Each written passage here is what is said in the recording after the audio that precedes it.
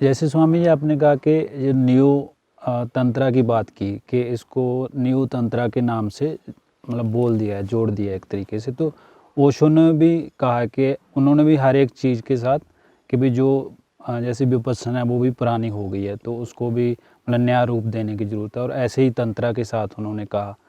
तो जैसे ओशो ने कहा, तो इसमें क्या फ़र्क है? क्योंकि आजकल भी उसको नया रूप दे के ही तंत्रा को फैलाया जा रहा है एक तरीके से। तो उन्होंने भी सेम बात ही कही है कि भी उसको नया रूप, तो उसको कैसे मतलब समझा जाए? 70 के बाद ओशो ने अपने मूवमेंट को जब तेज किया और वेस्ट के बहुत सारे लोग आने लगे, तो ओशो ने अपने पूरे सिस्टम को एक नया रूप दिया जो कि यूनिवर्सल होने वाला था आगे चल के।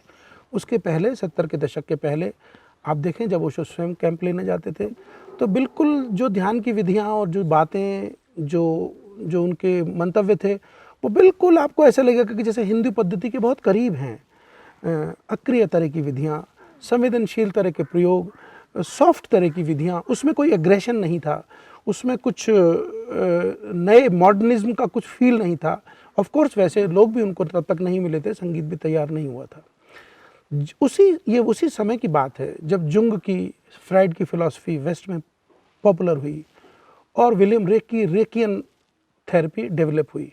विलियम रेक का जो सारा काम है वो बॉडी वर्क और सेक्सुअलिटी के एक्सेप्टेंस पर है।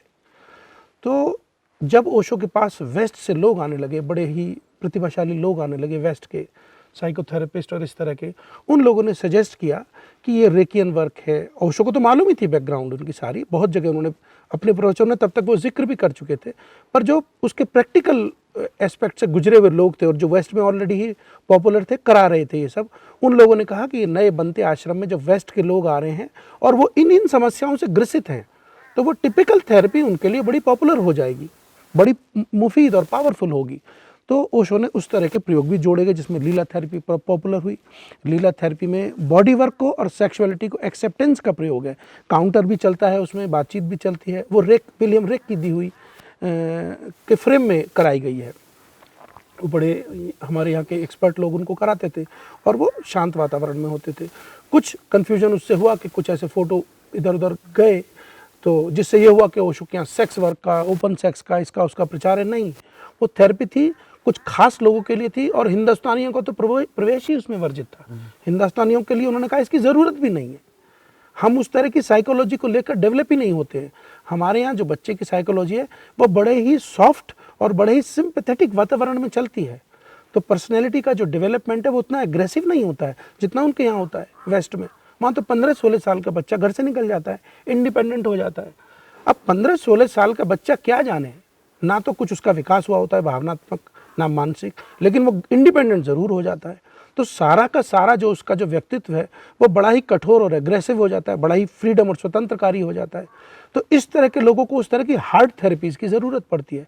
ये उन्हीं हार्ड थेरेपीज़ में से एक थी। इसके साथ नियो तंत्रा को जोड़ा गया है बाद में, जब ये धीरे धीरे पॉपुलर हुई, वेस्ट के लोग वहाँ से करा के निकलने लगे और वो बाहर के लोगों की को इसकी ज़रूरत भी थी।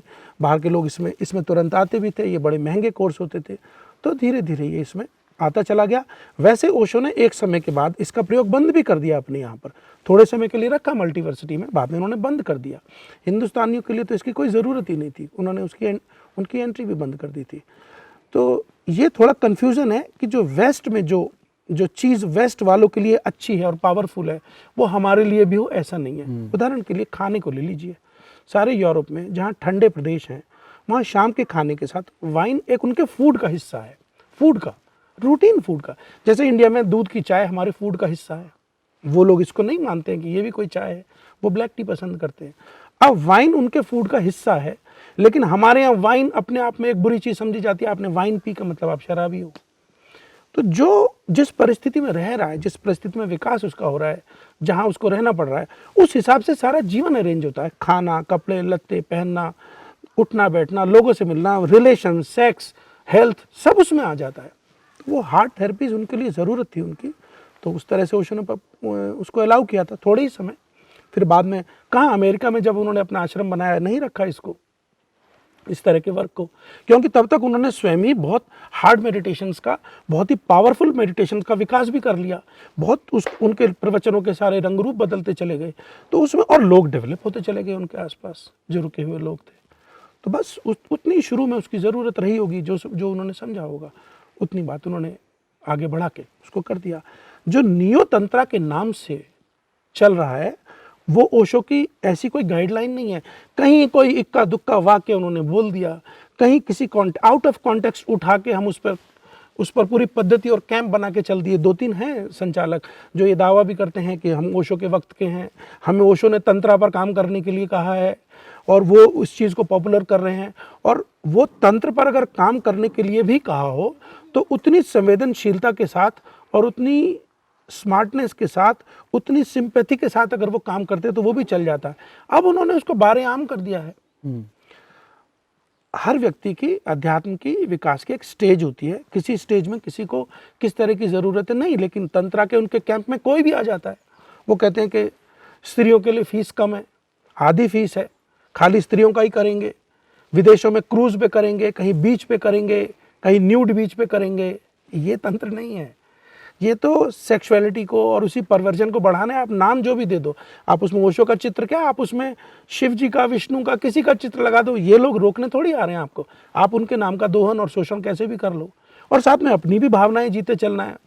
तो तमाम तरह के तंत्रा के ग्रुप चल गए हैं जिनको तंत्र का पता ही नहीं है, जो लोग उतने कर्मठ भी नहीं रहे, उतना जीवन में पुरुषार्थ भी नहीं किया, वो भी तंत्र के उल्टे सीधे प्रयोग करा रहे हैं। क्या है वो उल्टे सीधे प्रयोग? वो कुछ उन्होंने निकाल लिए, कपड़े उतार के बैठ जाएंगे, ये करने लगेंगे, पार्टनर को लेकर आइए, गाइडलाइंस देंगे। वो इतने बड़े तंत्रा के मास्टर बन गए हैं कि जो जीवन की सबसे संवेदनशील ऊर्जा होती है हमारी, उसके लिए वो गाइड करेंगे लोगों को। वो कोई ओशो जैसे व्यक्ति करे तो ठीक है, वो कोई जागृत पुरुष करे तो ठीक है, और वो ही करेगा तभी वो चैनलाइज भी होगा, क्योंकि उतनी गहराई और उतनी जो संवेदनशील ऊर्जा के लिए हम कोई गाइडलाइन लेते हैं तो हमारी जीवन ऊर्जा भी उससे जुड़ी होनी चाहिए, उस व्यक्ति से। वो जो कहेगा वो चुंबक का काम करेगा, उसके जो लफ्ज़ हैं वो हमारे लिए एक पथ प्रदर्शक बन जाएंगे। कोई अनजान संचालक आके बोले कि आप कपड़े उतारो, तो आप समझ रहे हैं इसमें कितना विकास की गुंजाइश है और कितनी ध्यान में जाने की गुंजाइश है। कपड़े उतारने वाले कपड़े तो उतार ही देंगे, वो कहीं भी उतार सकते हैं। तो इसमें कोई ऐसा अध्यात्म मुझे तो नहीं दिखता। और स्वयं ओशो ने भी, हमने इतना सब उनको इतने समय से कर रहे हैं, कोई ऐसा कुछ हमें तो नज़र आया नहीं उसमें प्रवचनों में कोई इक्का दुक्का वाक्य उठा के कोई कुछ करने लगा, तो उस पर किसी का कोई नियंत्रण ही नहीं है।